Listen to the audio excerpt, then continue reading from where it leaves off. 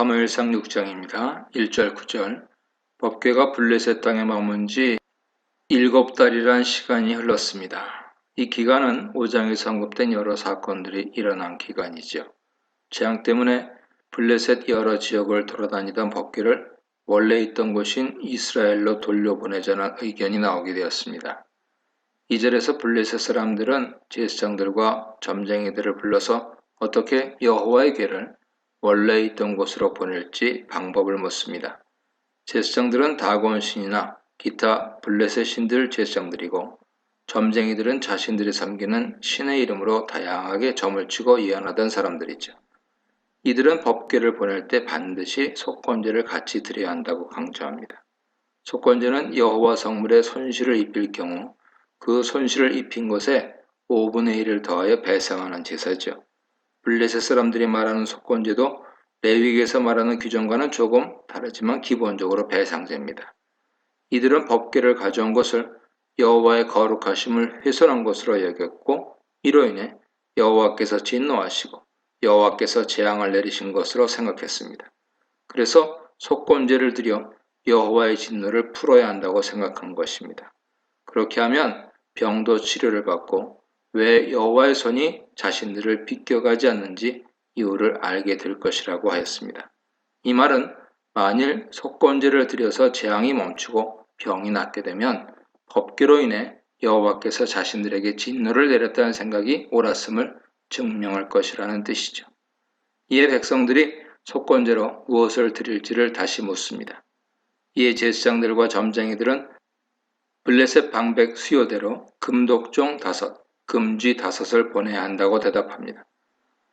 블레셋 5 방백은 블레셋 5 도시의 지도자들로 이들은 블레셋 사람 전체를 대표합니다. 그러므로 금독종 5과 금쥐 5은 블레셋 전체가 하나님께 드리는 제물이죠. 제물이 금독종과 금쥐 모양을 한 이유는 독종을 쥐가 퍼뜨리는 질병으로 보았기 때문입니다. 방법을 이야기한 후에 이렇게 하면 혹시 하나님께서 가볍게 해주지 않겠냐 말합니다. 손을 가볍게 하다라는 표현은 5장 6절에 여호와의 손이 엄중히 더하사 하는 것과 대조되는 표현으로 재앙을 약하게 내린다는 의미입니다. 여기서 혹시라는 희망을 표현하는 단어를 사용한 것은 이들도 자신들이 할 수 있는 최대 경외심을 갖고 자신의 식견대로 하지만 이 재물을 받고 재앙을 거두실지 여부는 하나님 주권에 달렸다고 생각하는 것이죠. 여기서 블레셋 제사장들과 복술자들은 자신들에게 임한 재앙을 애굽에 내려진 재앙과 연결시키고 있습니다. 첫째로 블레셋에 내려진 재앙을 애굽에 내린 재앙과 동일한 단어인 마게파로 표현하고 있습니다.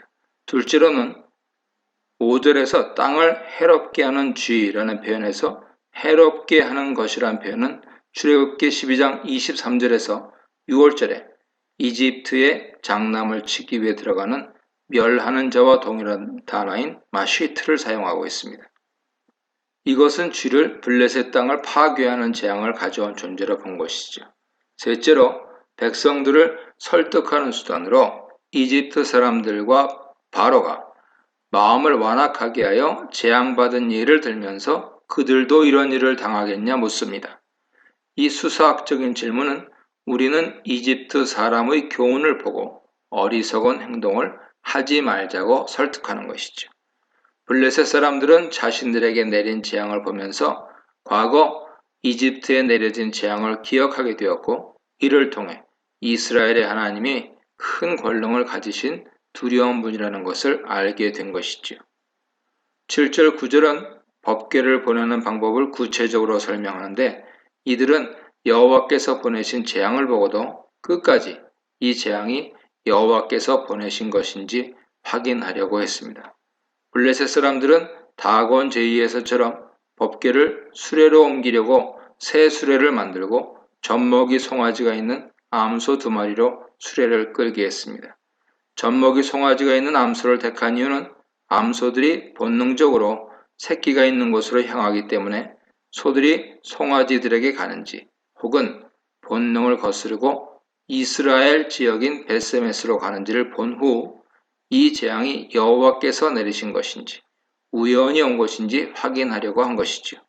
이것을 통해 블레셋 사람들이 끝까지 자신들의 신인 다곤이 이스라엘 신이 여호와께 졌다는 것을 인정하기 싫어하는 모습을 볼 수 있습니다. 10절로 16절입니다. 사람들이 제사장들의 말을 그대로 따라서 암소들을 끌어오고 송아지들은 집에 가두어 두었습니다. 여호와의 궤와 금지와 금독종 형상을 담은 상자를 수레 위에 실었습니다. 그리고 암소를 벳세메스로 가게 하자 암소는 울면서도 좌우로 치우치지 않고 벳세메스를 향해 곧장 갔습니다. 송아지가 엄마를 부르는 소리를 들으면서도 하나님의 강권적인 힘을 이기지 못하고 울면서 계속 걸어가는 암소 모습을 보면 재앙이 하나님 역사하심이었다 하는 것을 분명하게 깨달았을 것입니다. 그리고 법궤가 벳세메스에 도착한 데는 밀 추수기로 대략 5, 6월 정도입니다. 벳세메스 사람들은 추수를 하다가 돌아오는 궤를 보고 기뻐했습니다. 본 것을 기뻐하였다 하는 표현은 이것이 전혀 상상도 못한 상황이며 다시는 못 볼 줄 알았던 법궤를 다시 본 후 찾아온 큰 기쁨을 의미합니다. 수레는 벳세메스 사람 여호수아의 밭에 있던 큰 돌 근처에 오자 멈춰 섰습니다. 이들의 걸음은 목적지에 도착한 후에야 비로소 멈춘 것이죠. 이 큰 돌 위에 법궤와 금보물이 담긴 상자를 두었는데 이 큰 돌은 제단 역할을 했습니다. 수레 나무를 패고 암소들을 잡아 여호와께 모두 태워서 드리는 번제를 드렸고 다른 짐승들을 잡아 짐승 제사를 드렸는데 이 제사의 기름과 피는 여호와께 바치고 고기는 제사를 지낸 사람들이 나누어 먹으며 잔치를 하는 형태로 드리는 제사였습니다. 벳세메스 사람들은 법궤가 돌아온 것을 보고 축하 잔치를 벌인 것이죠. 법궤가 선물까지 가지고 돌아왔다는 것은 여호와께서 블레셋 신 다곤을 이기고 전리품까지 챙겨 귀환했다는 의미입니다. 그러므로 벳세메스 사람들은 여호와의 승전을 축하하고 기뻐하며 여호와께 제사를 드리고 마을 사람들과 잔치를 벌이며 축하했습니다. 대조적으로 블레셋 5 방백들은 암소들이 벳세메스에 도착한 것을 보고 재앙이 여호와의 권능이었다는 사실과 자신들의 신 다곤이 이스라엘 신에게 패배했다는 사실을 확인하고 에글론으로 돌아갔습니다. 17, 18절입니다. 블레셋 사람들이 속건제물로 여호와께 드린 목록을 기록하고 있습니다. 독종 형상은 블레셋 5 도시를 위해 드렸고 5 쥐들은 5 방백에게 속한 도시와 그 주변의 마을, 블레셋 들 등 모든 블레셋 지역을 위해 드렸다 설명합니다. 일반적으로 고대 사회는 성읍과 그 주변 마을, 들로 구성됩니다. 그러므로 블레셋은 5 방백들이 5개 성읍을 중심으로 5 구역으로 나누어 다스리고 있었다 하는 것을 알 수 있죠. 19절로 7장 2절입니다. 벳세메스에서 사람들이 여호와의 궤를 들여다보았고 이로 인해 여호와께서 백성들을 쳐서 5만 70명이 죽었다고 합니다.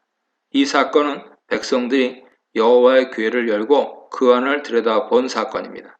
그러나 5만 70명은 한 마을 사람들 숫자로 보기에는 너무 많은 숫자이기 때문에 어떤 사본의 경우에는 70명만 기록하고 있고 대부분 주석가들도 70명 정도로 보고 있습니다. 여호와께 함부로 행하는 자들에게 여호와께서 벌을 내리신 것이죠. 이 일을 통해 이스라엘 백성들은 그동안 잊고 있었던 여호와의 권능과 거룩하심을 다시 한번 깨닫게 되었고 여호와를 두려워하게 되었습니다. 블레셋 사람들이 법궤를 다른 곳으로 옮긴 것처럼 이들도 법궤를 기럇 여아림으로 옮기고 그곳에서 법궤를 지키기 위해 엘리에셀을 선별했습니다. 엘리에셀이 아론의 아들 이름이기 때문에 아비나답과 엘리에셀은 레위 사람 가문인 것으로 보입니다. 이 문단에서는 블레셋에게 경배받으시는 여호와, 그것까지 여호와를 시험하는 블레셋, 여전히 여호와를 경홀히 여기는 이스라엘에 대해 묵상해 보시기 바랍니다.